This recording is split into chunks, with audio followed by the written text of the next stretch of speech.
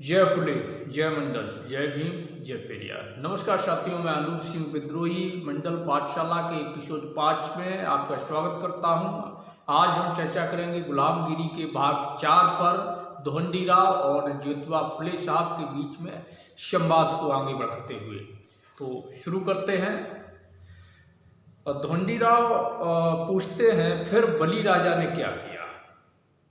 ज्योतिबा फुले कहते हैं कि बली राजा ने अपने राज्य के करीब सभी सरदारों को क्षेत्रपतियों को तुरंत भेज दिया। इस तरह की ताकीद की कि उन सभी लोगों को किसी भी तरह की दलील न देते हुए अपनी सारी फौज लेकर उसकी मदद के लिए आए।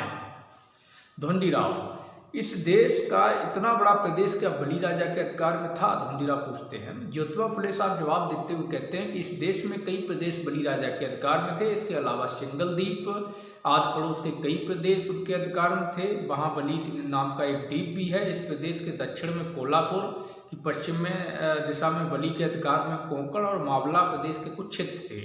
वहाँ ज्योतिबा नाम का मुखिया था। उसके रहने का मुख्य स्थान कोल्हापुर के उत्तर में रत्नागिरी नाम का एक पहाड़ था। इसी प्रकार दक्षिण में बली के अधिकार में दूसरा एक और प्रदेश था, उसको महाराष्ट्र कहा जाता था। वहाँ के सभी मूल क्षेत्रवासियों को महाराष्ट्री कहा जाता था। बाद में उसी का अपभ्रंश रूप मराठे हो गया। महाराष्ट्र प्रदेश बहुत बड़ा होने के कारण बली राजा ने उस प्रदेश को 9 क्षेत्रों खंडों में बांट दिया था। इसी के कारण उस क्षेत्र के मुखिया का नाम खंडोबा पड़ गया था। इस तरह का उल्लेख मिलता है। हर खंड के मुखिया की योग्यता के अनुसार उनके हाथ के नीचे एक तो कहीं 2 प्रधान रहते थे। उसी प्रकार हर एक खंडोबा के हाथ के नीचे बहुत मल्ल पहलवान थे, इसलिए उसको मल्लू खान कहते हैं। उन 9 में से एक जेजोरी का खंडोबा था। यह खंडोबा का मुखिया अपने पास पड़ोस के छत्रपतियों के अधिकार में रहने वाले मल्लों को ठीक करके उन्हें अपने वर्चस्व में रखता था, इसलिए उसका दूसरा नाम मल्लरी पड़ गया। मल्हारी इसी का अपभ्रंश है। उसकी यह विशेषता थी कि वह धर्म के अनुसार ही लड़ता था। उसने कभी भी पीठ दिखाकर भागने वाले किसी भी शत्रु पर वार नहीं किया, इसीलिए उसका नाम मारतोड़ पड़ गया था, जिसका अपभ्रंश मारतंड हो गया है। उसी प्रकार वह दीन लोगों का दाता था। उसे गाने का बड़ा शौक था। उसके द्वारा स्थापित उसके नाम पर प्रसिद्ध मल्हार राग है। यह राग इतना अच्छा है कि उसी के सहारे से तानसेन नाम का जो प्रसिद्ध मुस्लिम गायक हुआ, उसने भी एक दूसरा मल्हार राग बनाया। इसके अलावा बली राजा ने महाराष्ट्र में महासूबा और 9 खंडों के न्यायी के रूप में 2 मुखिया वसूली और न्याय के लिए नियुक्त किए थे। उनके हाथ के नीचे अन्य कई मजदूर थे। इस प्रकार का भी उल्लेख मिलता है कि फिलहाल उस महासूबे का अपभ्रंश महासोवा हो गया। वह समय समय पर लोगों की खेती-बाड़ी का निरीक्षण करता था। उसी के आधार पर सुविधाएं देकर सभी को खुश रखता था। इसीलिए मराठों में एक भी कुल किसान ऐसा नहीं मिलेगा जो अपनी खेतीबाड़ी के समय किसी भी पत्थर को महासूबे के नाम पर सिंदूर पोत कर, उसको धूप जलाकर उसका नाम लिए बगैर खेत बोएगा। वो तो उसका नाम लिए बगैर खेत को हाशिया भी नहीं लगा सकते। उसके नाम का स्मरण किए बगैर खलिहान में रखे अनाज के ढेर को तौल भी नहीं सकते। उस बली राजा द्वारा सूबे बना करके किसानों से वसूली करने का तरीका यवन लोगों ने भी अपनाया होगा। इस प्रकार का तर्क दिया जा सकता है क्योंकि उस समय यवन लोग ही नहीं बल्कि मिस्र के कई विद्वान यहाँ आकर विद्यादान करने आते थे। इस तरह के प्रमाण मिलते हैं। तीसरी बात यह है कि अयोध्या के पड़ोस में काशी क्षेत्र के आसपास कुछ क्षेत्र भी बली राजा के अधिकार में थे, फुले साहब कहते हैं। इसलिए उस प्रदेश को 10वां खंड कहा जाता था। वहाँ के मुखिया का नाम काल भैरी था। इसके भी प्रमाण मिलते हैं। इसी प्रकार वह मुखिया कुछ दिन पहले काशी शहर का कोतवाल था। वह गायन कला में इतना कुशल था कि उसने अपने नाम पर एक स्वतंत्र राग बनाया। उसे भैरव राग को सुनकर तानसेन जैसे ख्यात प्राप्त महागायक भी नतमस्तक हुए। उसने अपनी कल्पना से ढोल नाम के एक वाद्य यंत्र का भी निर्माण किया। इस ढोल नाम के वाद्य की रचना इतनी विलक्षणी है कि उसके ताल सुर में मृदंग तबला आदि वाद्य यंत्र उसकी बराबरी नहीं कर सकते, लेकिन उसकी ओर ध्यान न देने से उसको जितनी प्रसिद्ध मिलनी चाहिए थी नहीं मिल सकी। उसके जो सेवक हैं उन्हें बहरवाड़ी कहते हैं, जिसका अपभ्रंश भराड़ी है। इससे इस बात का पता चलता है कि बली राजा का राज इस देश में आजपाल यानी राजा दशरथ के पिता जैसे कई क्षेत्रपतियों के राज्य से भी बड़ा था। इसलिए सभी क्षेत्रपति उसी की नीति गुलामगिरी का अनुसरण करते थे। इतना ही नहीं, उनमें से 7 क्षेत्रपति बली राजा को लगान देकर उसी के आश्रम में रहते थे। इसलिए उसको 7 आश्रित पड़ गया था।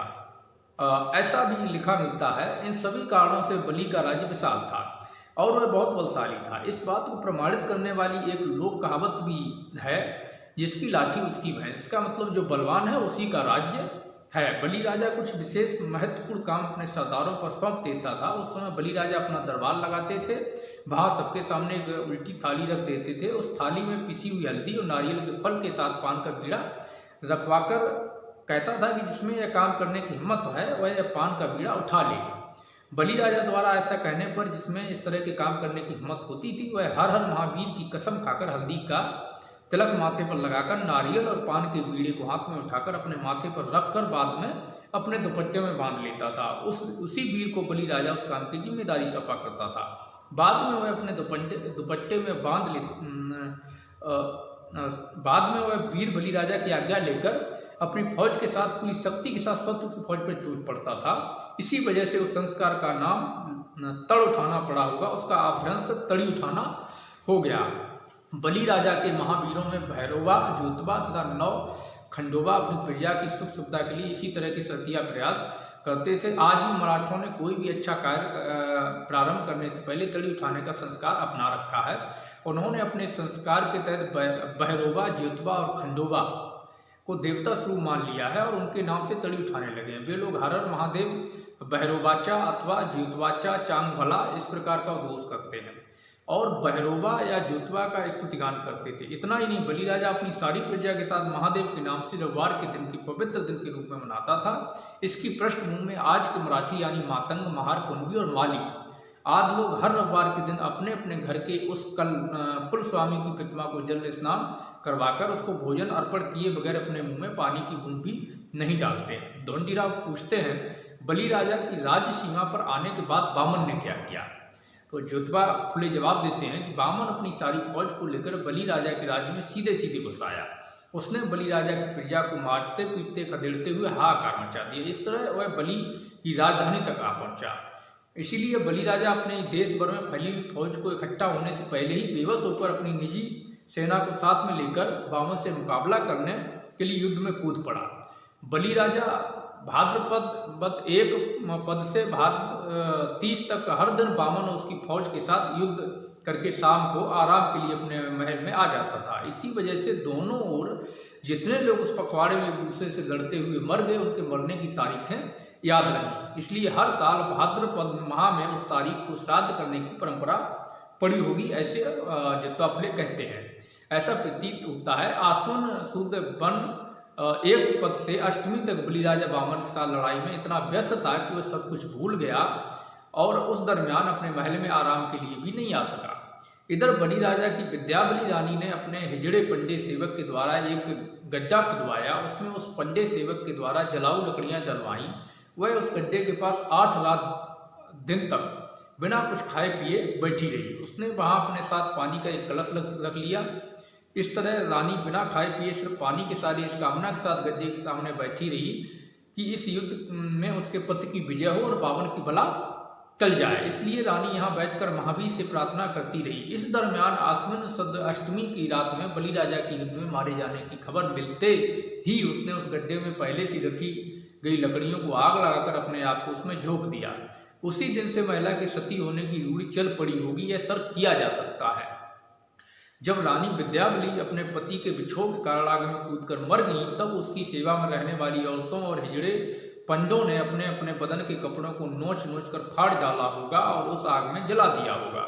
उन्होंने अपनी छाती पीट कर जमीन पर अपने हाथों को पीटते हुए, तालियां पीटते हुए, रानी के गुणों का वर्णन करते हुए उस गड्ढे के चारों ओर परिक्रमा लगाते हुए अपना शोक प्रकट हुआ होगा कि हे रानी, तेरा दिलडोरा घमघमाया आदि। दुख की चिता की ये शोले वहीं शांत हो जाएं, फैले नहीं। इसलिए ब्राह्मणों ने, धूत ग्रंथकारों ने बाद में मौका तलाश कर उस गड्ढे का होम हवन कुंड बनवाकर उसके संबंध में कई गलत सलत बदमाशी भरी घटनाएं ठूंस कर अपने ग्रंथों में लिख दी होंगी, इसमें कोई शक नहीं है। उधर बलि राजा की युद्ध भूमि में मरने के बाद बाणासुर ने पूरे 1 दिन हर तरह की मुसीबतों का मुकाबला करते हुए बामन की फौज से युद्ध किया। बाद में बाणासुर आश्विन शुक्ल नवमी की रात में अपनी बाकी फौज लेकर भाग गया। इस युद्ध में विजय की खुशी में बामन इतना मदमस्त हुआ कि बलि राजा की मुख्य राजधानी में कोई भी पुरुष नहीं है, ऐसा सुनहरा मौका देखकर उस राजधानी पर हमला बोल दिया। वामन अपने साथ पूरी फौज लेकर आश्विन शुक्ल दशमी को बड़ी सुबह ही उस शहर में पहुंचा। उसने वहां के आंगनों में लगा हुआ जितना भी सोना था सब लूट लिया। उस शब्द का भ्रंश श्रीलंकन का सोना लूट लिया हो गया। इस लूट के बाद वामन तुरंत अपने घर लौट गया।